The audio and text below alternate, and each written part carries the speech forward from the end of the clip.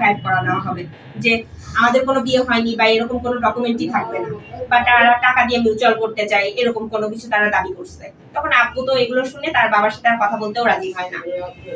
পরের দিন 20 তারিখে যখন দেখলাম যে সে কোনোভাবেই 2 দিন ধরে আমি তার সাথে কমিউনিকেট করতে পারছি না, আমি তার বাসায় যাওয়ার প্ল্যান করি, এবং সেটা আমি আমার বাবা মাকেও জানাইনি যে আমি ওর বাসায় যাবো। আমার মনে হয়েছে যে আমি যেহেতু তার লিগ্যাল ওয়াইফ, আমার সাথে সে কমিউনিকেশন করতেছে না, আমি তার বাসায় তো যেতেই পারি।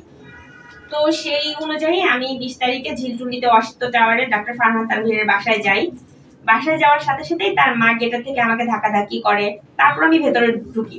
ভিতরে ঢোকার পরে ফারহান তানভীর এবং তার মা দুজনই আমাকে চুল ধরে টানাটানি মার এরকম যখন করতে থাকে, তখন আমি নিজেকে মানে বাঁচানোর জন্য 999-এ কল দিই। 999-এ কল দেওয়ার পরে ওখান থেকে কোতোয়ালি থানা থেকে পুলিশ আসে। পুলিশ এসে আমাকে রেস্কিউ করে আমাকে থানাতে নিয়ে যায়, সাথে ফারহান তানভীর এবং তার বাবাকেও থানাতে নিয়ে যায়।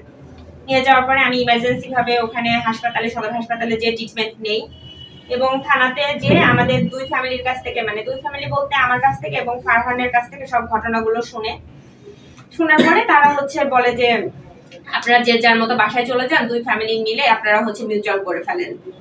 তো এরকম হইতে থাকে 2-3 দিন, কোনো মিউচুয়ালি নাই। ওরা আমার সাথে কোনো কন্ট্যাক্ট যখন করতেছে না, আমি থানাতে অভিযোগও দিতে যাই যে আমার এই বিরুদ্ধে আপনি বিচার করেন, যেহেতু এত বড় একটা ইয়া করতেছে, সে আমাকে মেনেও নিচ্ছে না বা আমাকে স্ত্রীর মর্যাদাও দিচ্ছে না। শুধু কামির নামে সাইন করলে তো কখনো স্ত্রী হওয়া যায় না, সে আমার কোনো খোঁজ খবরও নেয় না।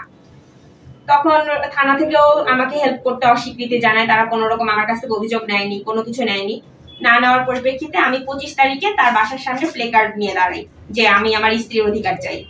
এটা দেখার পরে সে তৎক্ষণাৎ ভাবে সন্ধ্যার সময়, ওই ভিডিওগুলো হয়তো আপনারা অনেকেই দেখে থাকবেন, যে ওখানে আমি আমার স্ত্রী হিসাবে যে অধিকার সেটাই চেয়েছিলাম। সে একটা মিথ্যা জিডি করে যে আমি নাকি ওখানে যে সুইসাইড করতে চেয়েছি, তার বাসার মধ্যে আমি ঝামেলা ক্রিয়েট করতে চেয়েছি। তো ইনভেস্টিগেশনে যদিও থানায় এটা পায়নি, তারপরে ওখান থেকে তো এই অবস্থা হলো। এই অবস্থার পরে লাস্ট 2 দিন আগে সে একটা সংবাদ সম্মেলন করে। সে সংবাদ সম্মেলনে আমার সাথে বিভিন্ন সময় বিভিন্ন ছেলের ছবি এডিট করে সেখানে বলে যে আমি অনেকের সাথে এরকম করি, কিন্তু ছবিগুলো এডিট করা এটা বোঝা যাচ্ছে। প্লাস সে আমাকে এটাও বলে যে সে নাকি আমি ম্যারিড, সেটা নাকি সে জানতো না, মানে আমার যে ডিভোর্স হয়েছে সেটা জানতো না। এটার প্রমাণগুলো আমার কাছে আছে। এবং সে সবচেয়ে বড় কথা যে সে কক্সবাজারে যে আমার সাথে গেছে, আমার সাথে থাকছে, সেটাও পর্যন্ত সেখানে পুরোপুরি সে অস্বীকার করে। আমার কাছে বিভিন্ন টাইমের ওর অডিও রেকর্ডিং বা ভিডিও কক্সবাজারের বা যে হোটেলে গেছে সবকিছুর নাম ঠিকানা সহ সবকিছুই আছে। এবং সে আমাকে এটাও দাবি করে আমি নাকি কোথায় ভুল ডাক্তারি, মানে ভুল ট্রিটমেন্ট দিতে যে কেসে, মানে থানাতে 14 দিন ছিলাম, এটা সে দাবি করছে। আমার এটা বললাম, মানে এই মুহূর্তে আমি এটা বলবো যে আমি যদি কোনোদিন থানায় 1টা ঘন্টাও আটকে থাকি, অবশ্যই সেখানে থানাতে প্রমাণ থাকবে। ও যেন সেই প্রমাণটা নিয়ে আমার সামনে এসে দাঁড়ায় যে আমি কোনোদিন কোনো একটা জেলে যে 1 ঘন্টা আটকে ছিলাম, কারণ আমি তো জানি আমি কি করছি। আর কোন জেলে কেউ 1 ঘন্টার জন্য থাকলেও সেখানে অবশ্যই প্রমাণ থাকবে। সে যে আমার নামে এরকম মিথ্যা কথাবার্তা বলছে, মিথ্যা ছবি এডিট করে যাচ্ছে, সে কক্সবাজার থাকে না এটা বলছে, এবং সে যে আমার পেটে যে তার বাচ্চা সে জানা সত্ত্বেও সে বলতেছে যে এগুলো ব্যাপারে আমি কিছু জানি না।